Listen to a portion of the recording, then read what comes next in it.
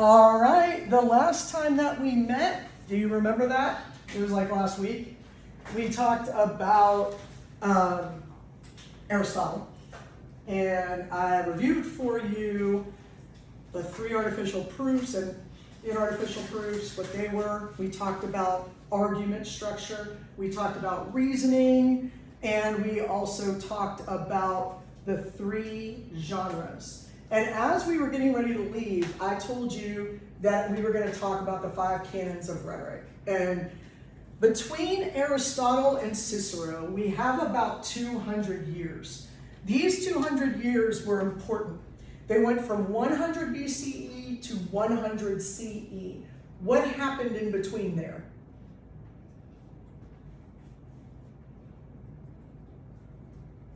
Okay, there's nobody on that. That's just recording. Anybody? Well, Not going to be a wrong answer. was Jesus? Yes, Jesus was born. Okay, and we started a new calendar, right? A new system. Yes, very good. And importantly, the Roman Empire or the Roman Republic fell, and the Roman Empire started. Right.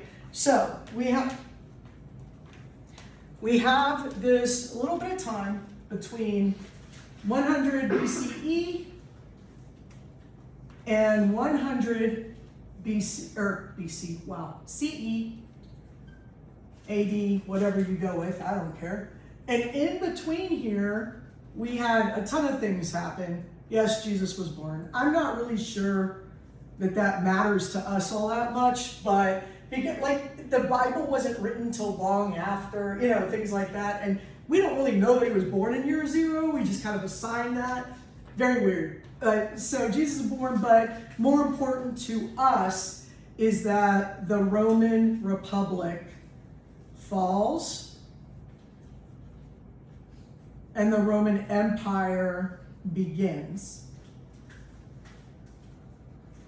Because I told you that during this part of the timeline, ancient Rome, that there was really going to be sort of this tension between rhetoric and power. So let's talk about how that happens by starting with Cicero. The Roman Republic existed probably in the way that you believe that it did. There was a small senate made up of men who were white. They were Roman, they probably weren't that white, but they're men who were all of the same socioeconomic class, right? So they all were educated, had access to education, owned land. Some of their parents were part of the Senate already, part of the citizens, if you will.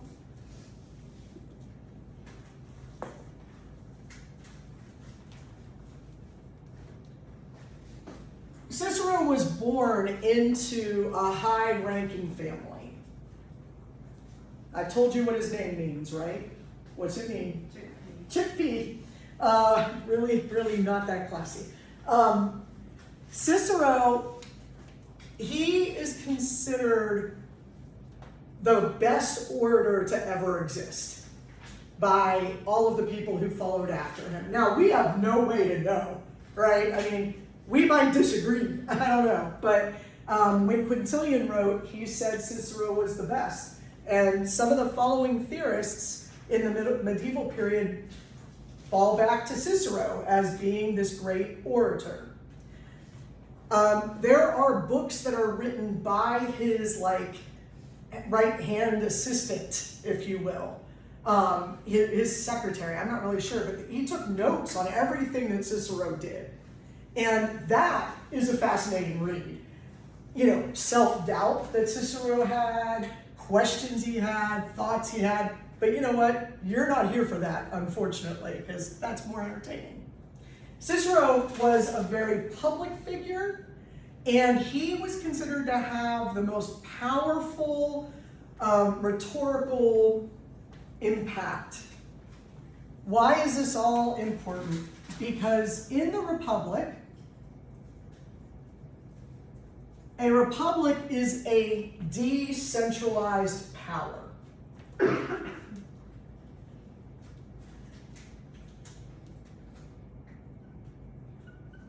whereas an empire is centralized.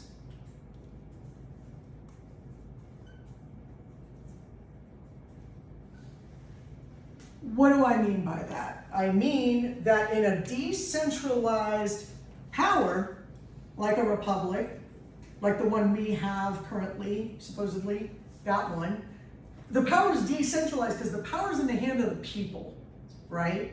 For us, it's in how we vote. In the Roman Republic, it was how the senators would get together and come to conclusions and vote.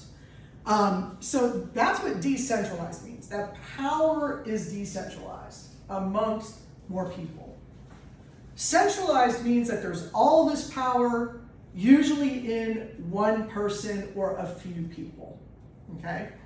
So a centralized power would have a lot of examples for it. I'm not gonna go into them until you ask me to. So if you need examples, let me know. The Roman Republic, or a decentralized power, has a greater need for rhetoric than a centralized power. So a decentralized power, the greater the need for rhetoric. In a centralized power, you pretty much don't need rhetoric at all.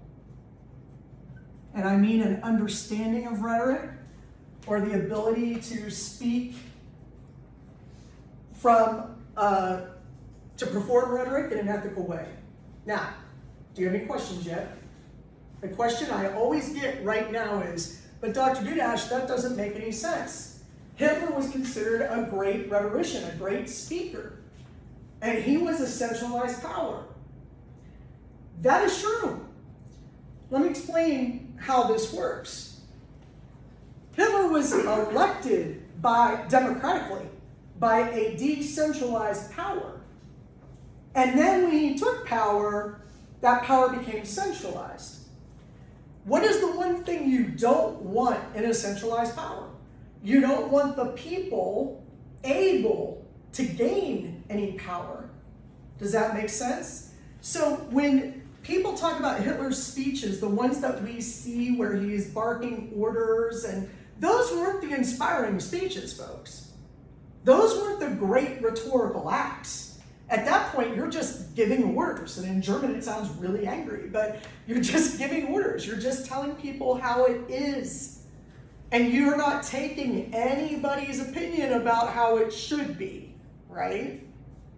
So he was a good practitioner of rhetoric, but once he took power, he didn't need to be good at it anymore.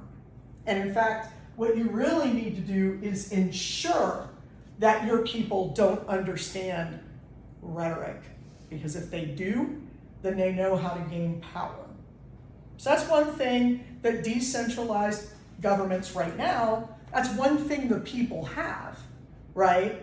You might be able to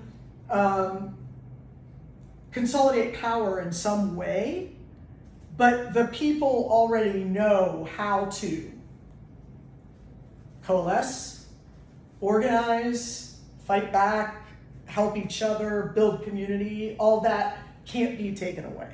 Does that make sense? So, it would be very hard to turn over to a centralized power like that. And in fact, it took a long time. I mean, we like to say, well, Hitler came to power. It wasn't overnight. I mean, he had to work his way through. He became elected. The people selected him. Well, you're smiling at me. What's up?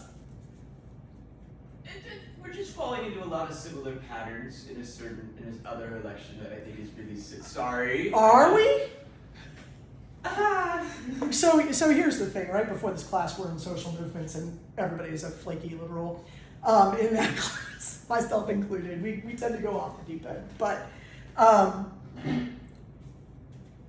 and I don't like making the comparison between Hitler and anybody else. I hate it. I hate, what is it? In a conversation, within 6 minutes, there's a Hitler reference or something like that. There's some statistics out there about that. I don't like that. I think that we are more comparable to Argentina and Juan Perón. However, not many people know the story of Argentina and Juan Perón, who was also elected democratically and became an authoritarian figure, right? Not a lot of people know that, and so the comparison is different. But for today's purposes, like you're talking about here in America, what similarities are you seeing that are leading to a more centralized power? Let's talk about it that way. Well, it's just that whenever everyone talks about how did it happen? Was it overnight? No, he's just I don't know the actual word, but like elected into the position and then just kept gaining more followers because of that. So it was just kind of like, Yeah, so there are various stages to get to an authoritarian government. One of those stages is getting the people to give you power. And then the next stage is to tell the people you have the power, right? To rhetorically construct that and make sure we acknowledge it. And then it's to demonstrate that power, right? And so the other thing to do is to isolate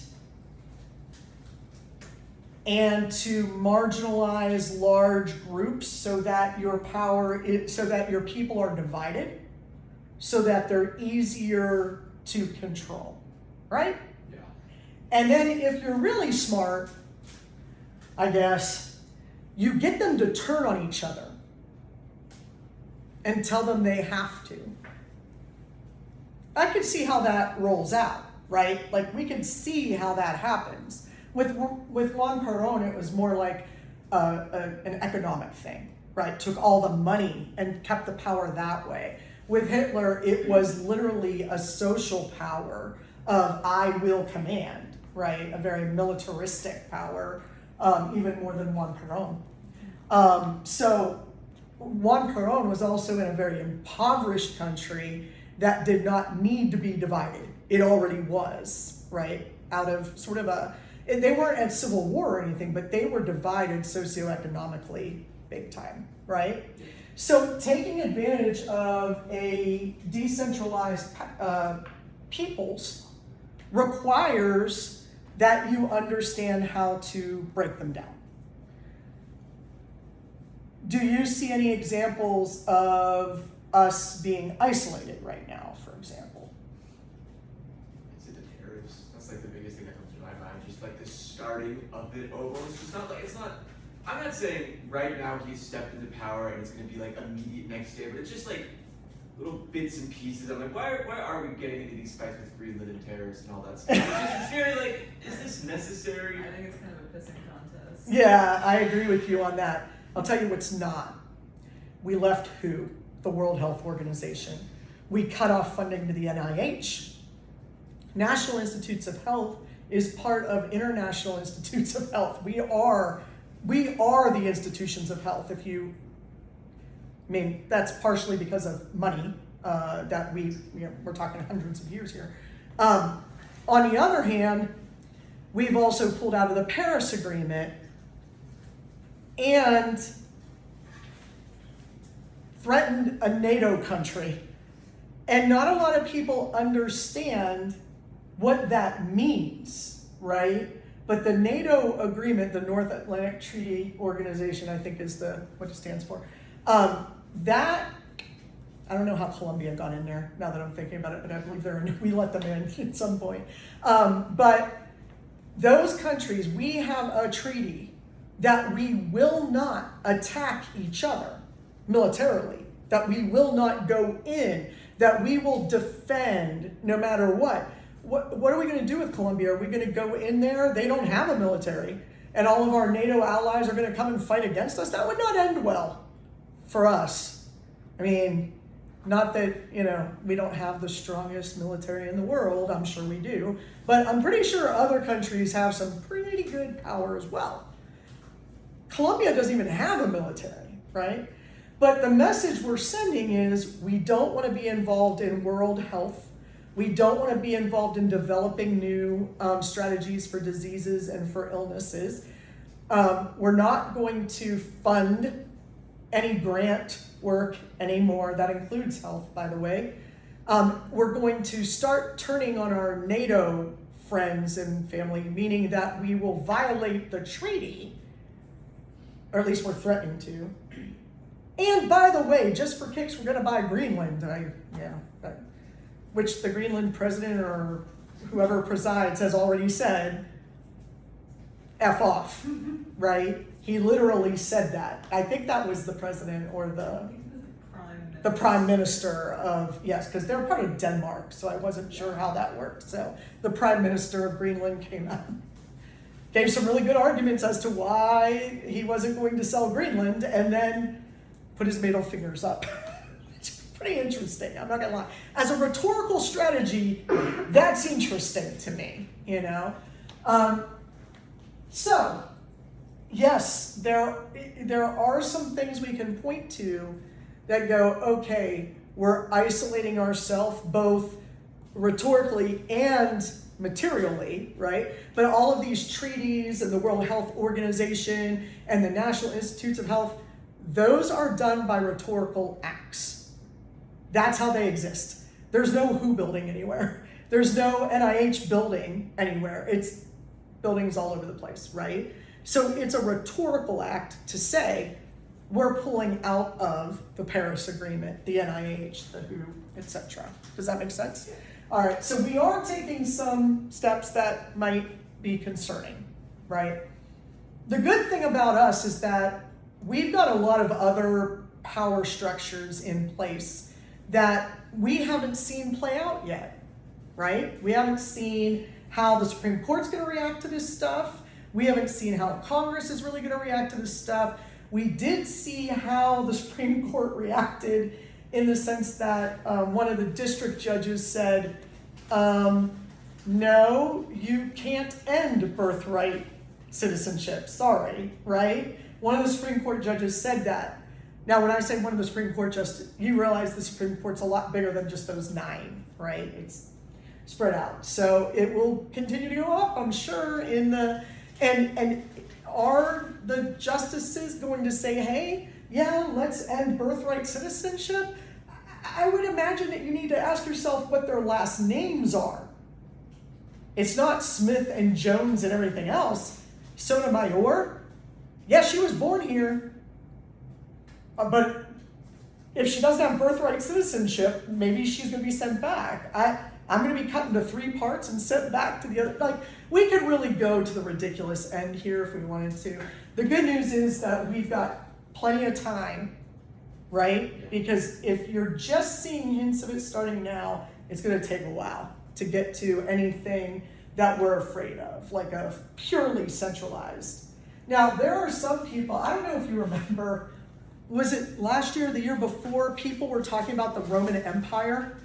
What was this? I still don't know what this was. It's like a trend, like I think it started because someone was like, what was your historical event like that you were obsessed with when you were a kid? And someone said the Roman Empire, and it became like a saying, like, this is so important to me, that's my Roman Empire. Like, if you love Grey's Anatomy, like that one episode of Grey's Anatomy, that's my Roman Empire. Like, that it's so is important. really weird. That, because somebody literally wrote a meme at one point that said, when's the last time you thought about the Roman Empire? And I'm like, literally yesterday. Why are you asking me this question? I think that one is Yeah. slightly different. It was another thing on the internet where it was like some girl asked her boyfriend, oh, Like, when was the what- last time you thought about the Roman Empire? And he was like, probably yesterday. And then it was just a thing about how, like, as a whole, kind of as a joke, like, guys think about the Roman Empire a lot. It's so weird. I've asked my boyfriend and he thinks about it, like, probably. What are It's all they kinds of thinking fun. about? Yeah, Like, The horse. Just- I bet money's the horse. it's the horse? The I horses? think just how mighty and impressive her reach was. Maybe also we had watched the movie Gladiator recently, That makes sense. so I think some residual.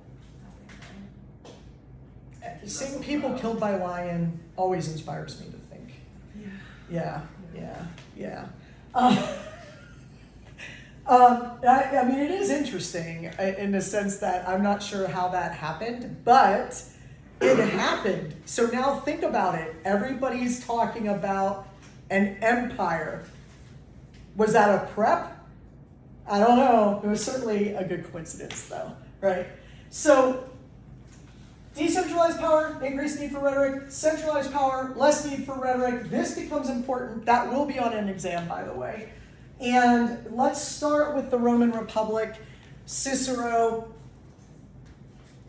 And we give him credit for writing the first public speaking textbook, in a way. So, sort of like your Com 115 textbook. You may or may not realize that it was written in this format. So we've got the 5 canons of rhetoric. Does anybody remember them? Style, arrangement. Invention.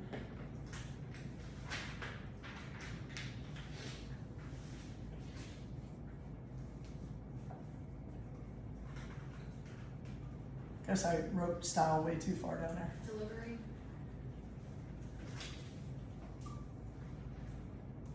All right. Memory. And memory. Very good. All right. So invention, arrangement, style, memory, delivery. And as I said, what he did was he labeled these 5 as the 5 core things that when you read Aristotle, he collected it all together and organized it and said, this is what he was talking about. Cicero does not stop there, though. He continues the work. Now, invention, he felt pretty good about that. I mean, that's the one Aristotle spent the most time on. Lots of pieces to that particular puzzle, particularly the structure of argument, right? Arrangement, Cicero said here, you don't just have to have the right arrangement. He was the one who contributed. Your arrangement must help your audience understand how to progress to the conclusion. So your arrangement should be organized. It should be an organization of your strongest argument to your weakest argument, or your weakest argument to your strongest argument, depending on how it is that you want it to go. How do you want to lead your audience to the final conclusion of your speech?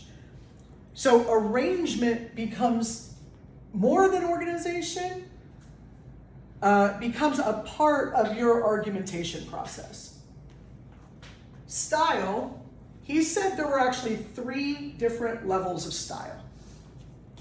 Does anybody know what they are?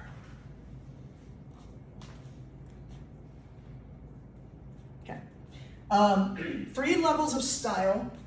Starts with, these words are going to be funny.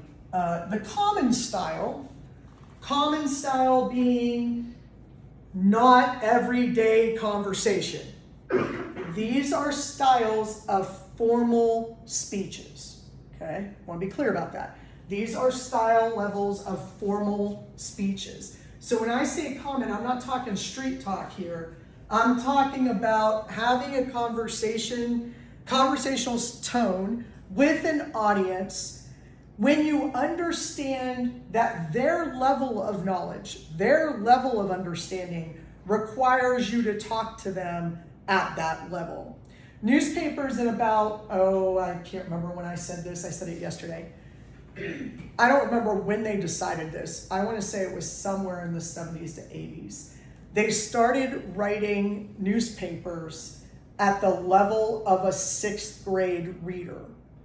And the reason for that was that was about the average level of reading that people were at.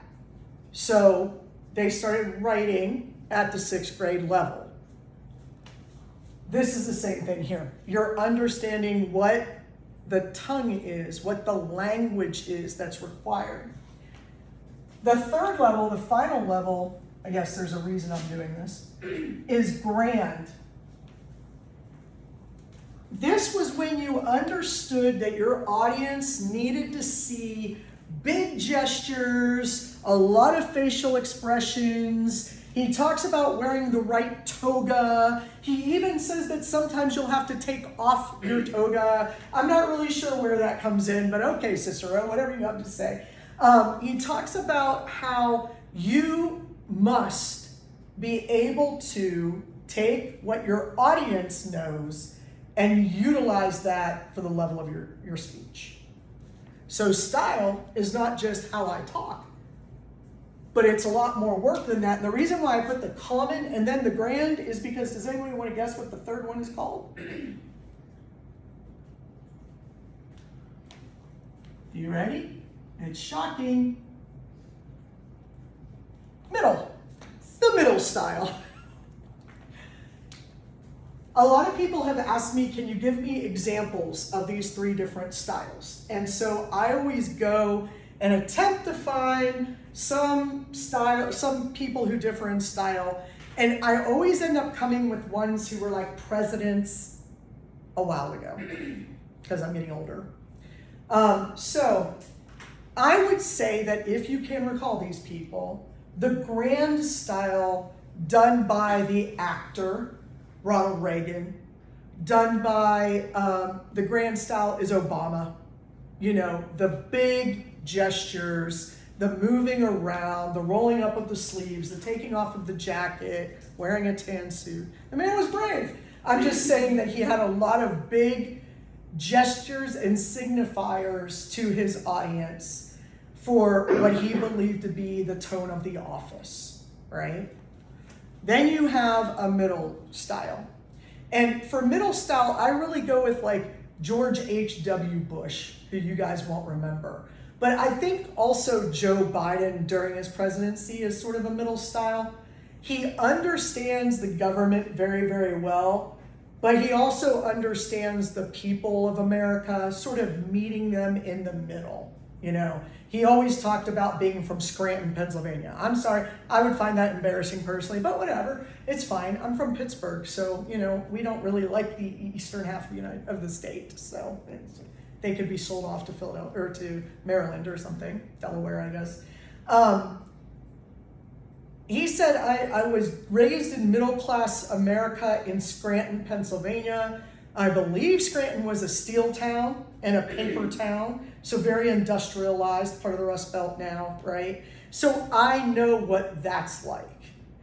And I understand the problems that you have. So what we need to do is, and then you get into the higher policy level discussion, right? So sort of a meeting between the grand and common. The common style, you might think, well, you know, you said it's not street talk. Who could possibly be left? Bill Clinton and George W. Bush. These two managed the common style very, very well. In the topics that they chose to speak about and in their gestures and what they did.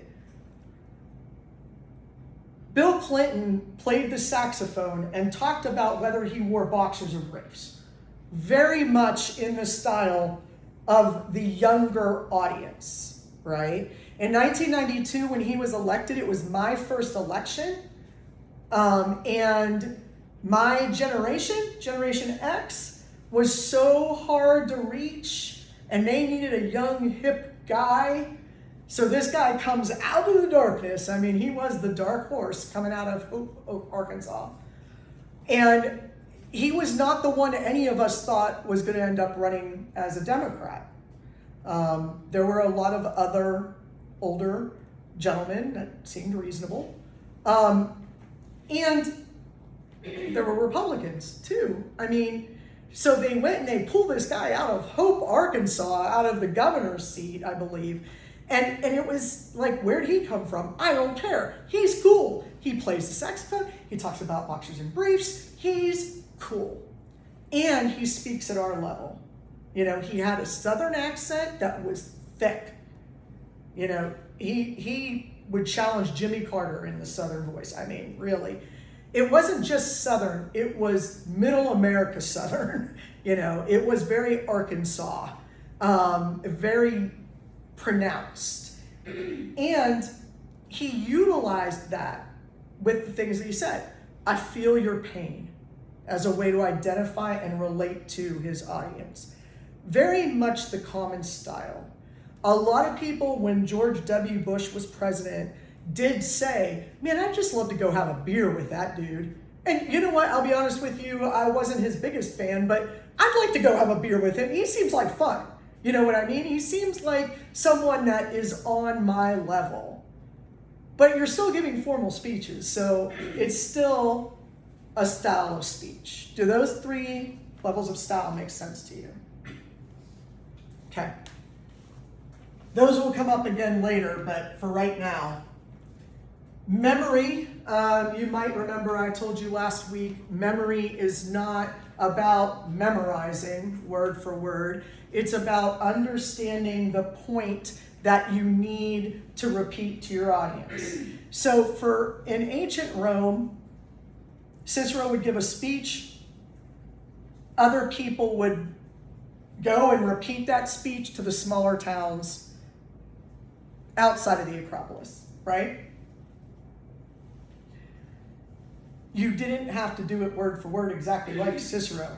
You had to make sure that the tone, the style, and the argument got across in whatever way that you did that. Some people were better at than others.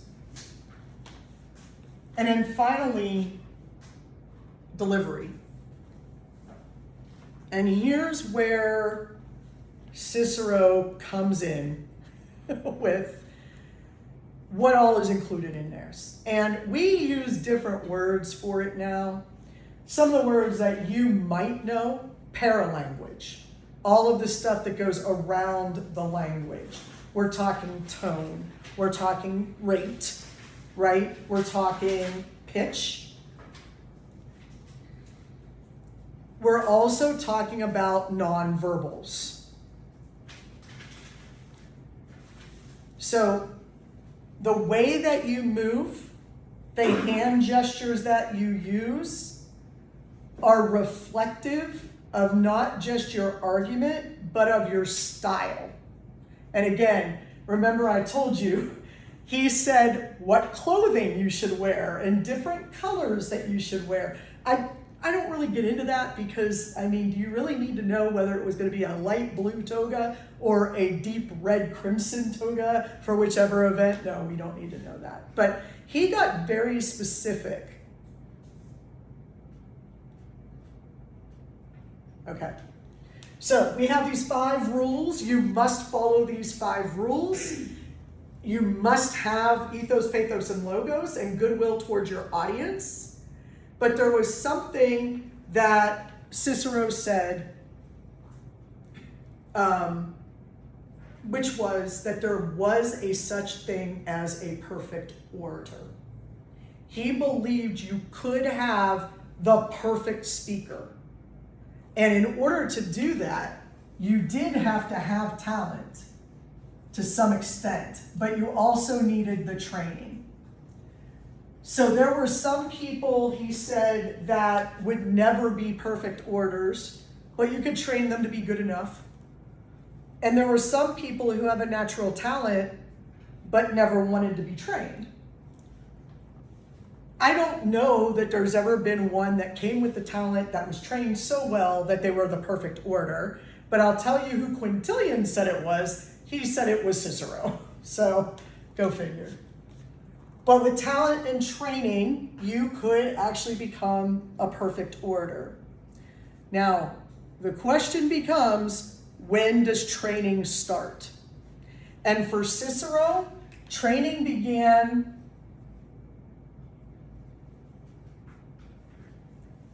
at birth.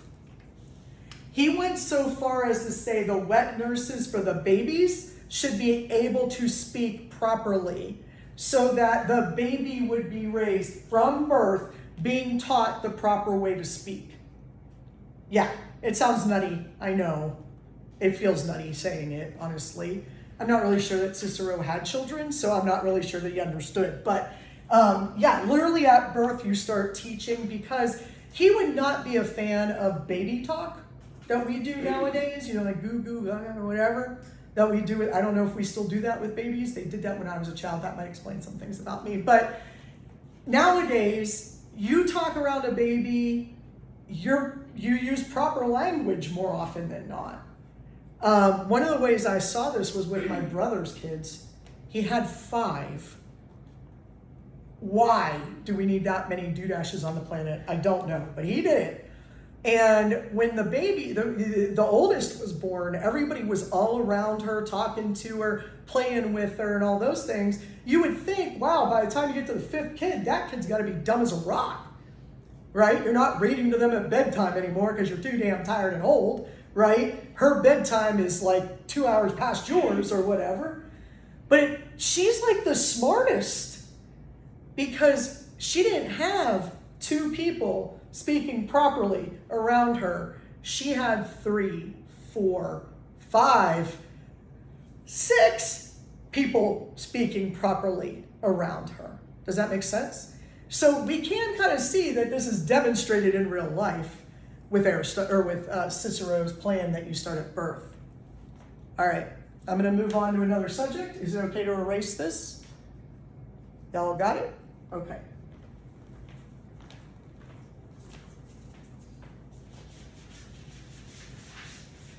Let's talk now about something that Cicero also contributed to.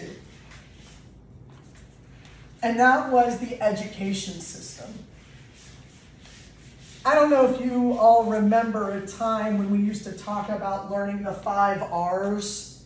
Did they ever talk to you about that? Reading, writing, arithmetic, okay? 3 R's. Did I say 5? I said 5. I don't know what the other 2 would be. I do know what the 4th one was, though, and it was rhetoric. And that was part of what Cicero said was necessary. First he had the trivium, then he had the quadrivium. Those 2 were just his layouts for education, but they had to include rhetoric. If you did not understand rhetoric, he did not believe that you could survive in society. So he's one of the first people to say that education, its first job, was to make you good citizens.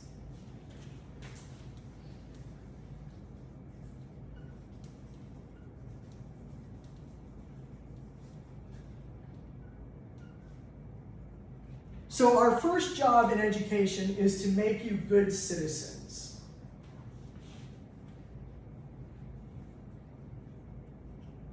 And then from there, we can teach you things like science, math, language, or literature.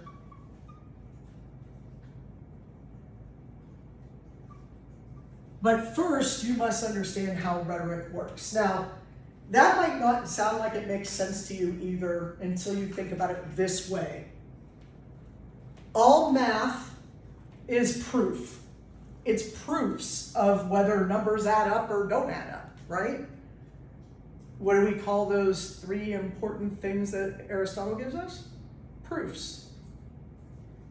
All literature tells a narrative, right? It's a story. And that story has usually a moral or a claim or an idea that it's advocating for, right? All science is observed and then explained. So literally, you could understand nothing if you didn't understand rhetoric. I know, I sound like I'm making this a really big deal, like rhetoric is so important, but you know what? It kind of is, you know? I mean, if you're going to exist in the world today, you all are inundated. We thought we were inundated with advertising and pushing messages. Oh no.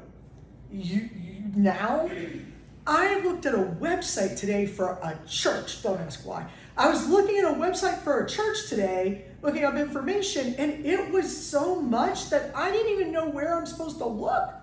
Literally, I was blinded by these moving parts, and I tried to click on a menu to find out who I needed to find. I needed contact information. I couldn't find it. It was disturbing. I finally texted a friend and said, hey, do you know blah, blah, blah, what the phone number is? You all have stuff coming at you all the time, right? Don't you? My students were just telling me in our previous class in social movements that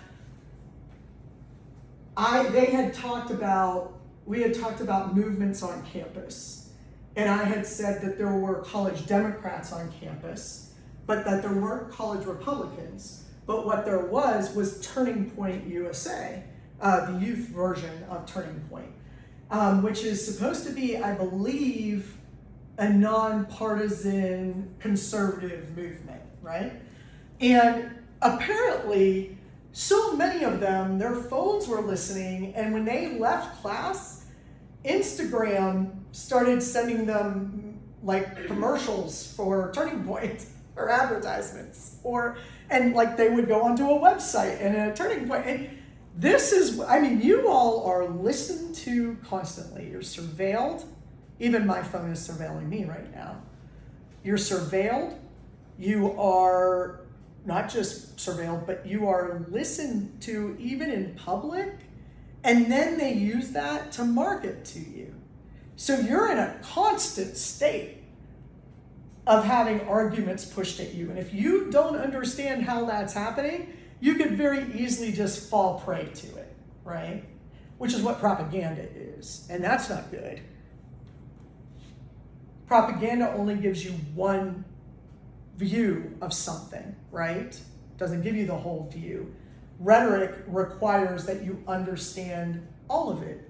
Why? Because the first thing you have to understand is dialectic, right? You have to go through the process of dialectic, find the truth, and then present it with goodwill. Cicero just says, here's the way to do it. Here's the 5 steps to get there. And by the way, each step has like 400 steps within it, so it's very complex. It's a complex system. I don't make you read it. You're welcome. In Latin. That was a good time, let me tell you.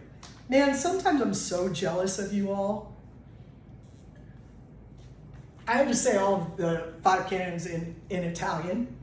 I had to learn way more than I wanted to learn.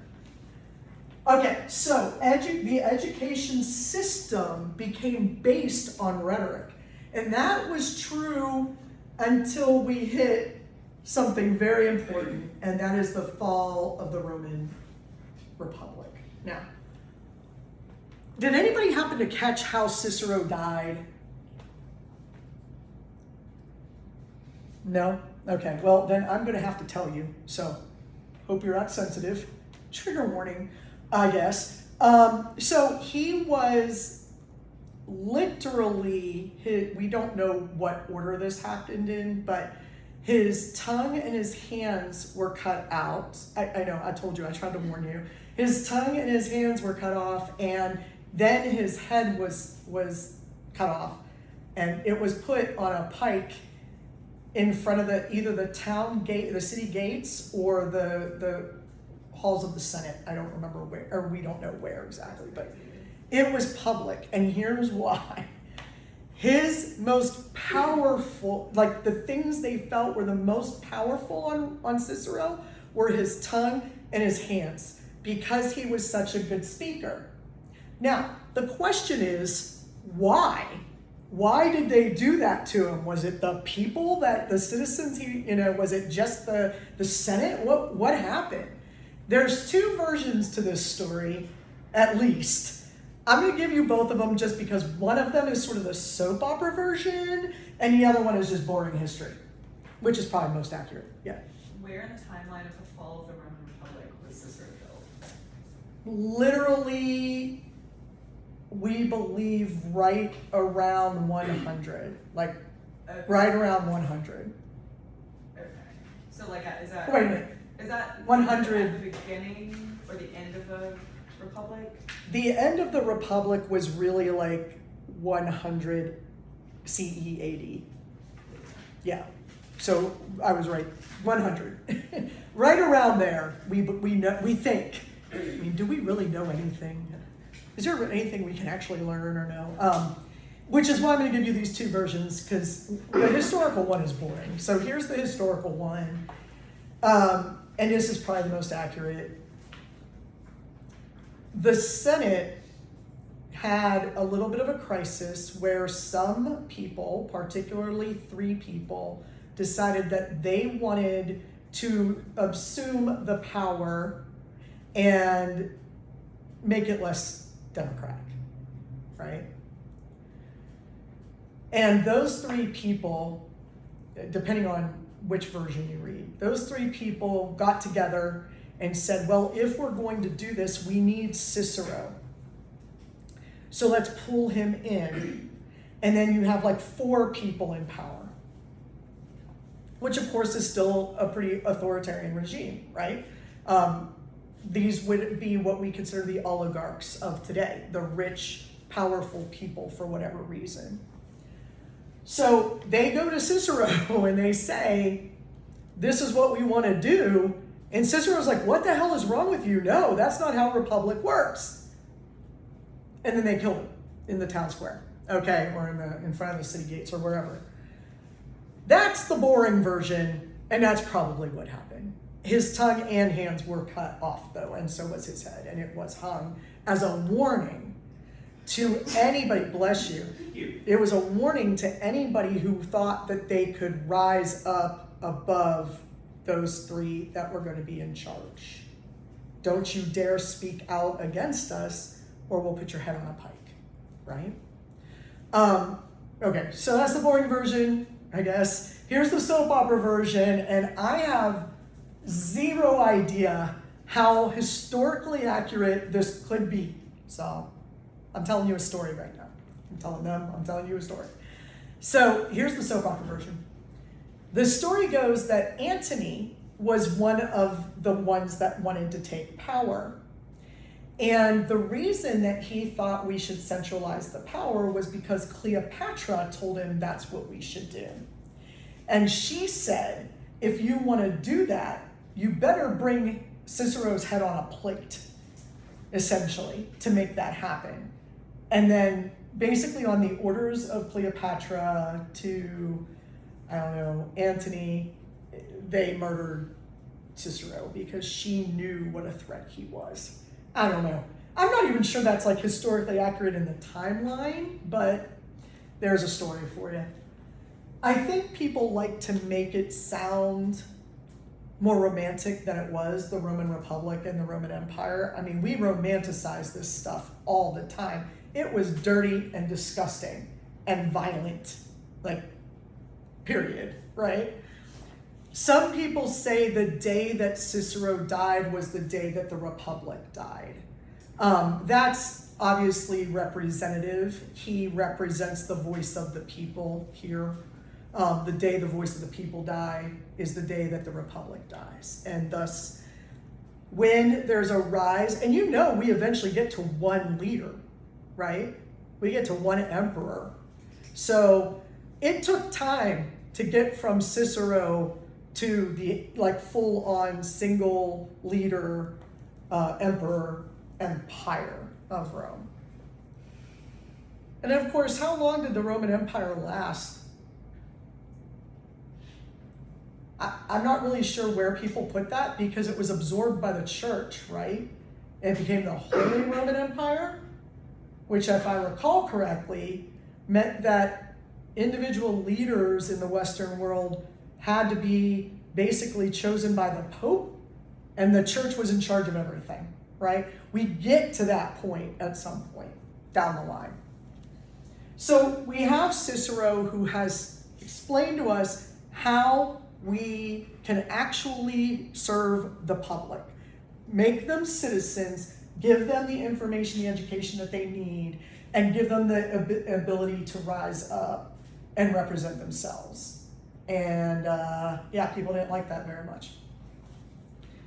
Okay, what else do I want to tell you about Cicero?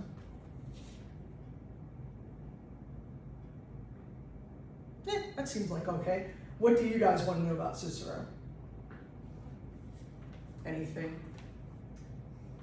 How long did he practice before he was killed? I mean, how old did he live to be? I don't know exactly, but if I recall, it was pretty old for the time. I think he was like 50-ish, 56, somewhere in there. If I remember my history, which I may not, but he was not young, right? He had made it pretty far. You would have to, I believe he was considered an elder senator at that time. So he was a proper senator within. He was, yes. Okay. Yeah. Yeah, he was a senator. He was a citizen and then a senator. So the senators were representatives of the citizens. The citizens were only the rich landowners. I see. Yeah. So that was how he gained his main stage. for Yes. practicing it. Exactly. He was raised as by a wealthy citizen. I believe his father or his uncle were senators, one of them or both of them. And he apparently was born with this incredible talent to inspire people and to speak.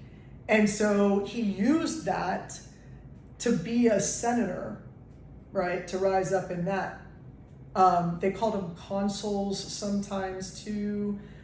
He rose up in the Senate, but there was never like an all-encompassing unilateral or small group that was leading. It was always the Senate was leading. So we wouldn't necessarily call it decentralized today, but it was for the time. So, Other questions? Any more gory descriptions of how he died? No, I'm just kidding. All right. So that was who I wanted to talk about today. I will continue this with Quintillion coming up on, what today is it? Thursday. I'm going to be okay. I'm going to figure out this 4 days a week teaching thing.